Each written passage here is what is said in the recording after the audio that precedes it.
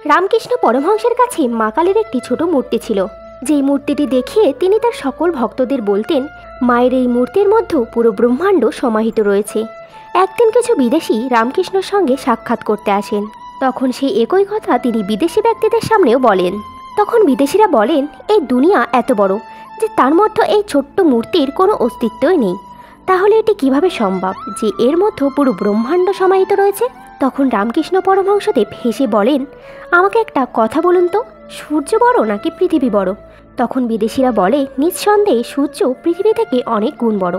তখন রামকৃষ্ণদেব বলেন, সূর্য এত বড়, তাহলে সূর্যকে এখান থেকে এত ছোট কেন দেখা যায়, যেটি আমাদের নিজের হাতের মধ্যেও ধরতে পারি? তখন বিদেশিরা বলেন, সূর্য পৃথিবী থেকে প্রায় 15 কোটি কিলোমিটার দূরে, যার কারণে এত ছোট দেখা যায়।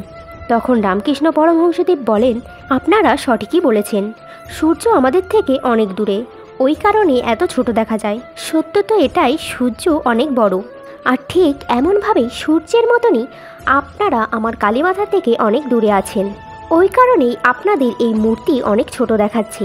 তবে আমি আমার কালীমাতার অনেক নিকটে আছি, ওই জন্যই মাকে আমি খুব বড় আকারে দেখতে পাই। তখন বিদেশিরা পরমহংসের কথা বুঝতে পারেন আর বলেন, ভক্তির ব্যাপারে আমাদের বৈজ্ঞানিক দৃষ্টিকোণ দিয়ে ভাবা উচিত নয়। ভক্তি ভাবনার সঙ্গে মিশে থাকে, ওই কারণে ভক্তিকে যদি ভাবনাত্মক রূপে উপভোগ করি, তার বাস্তবিকতা বুঝতে পারবো। জয় মা কালী।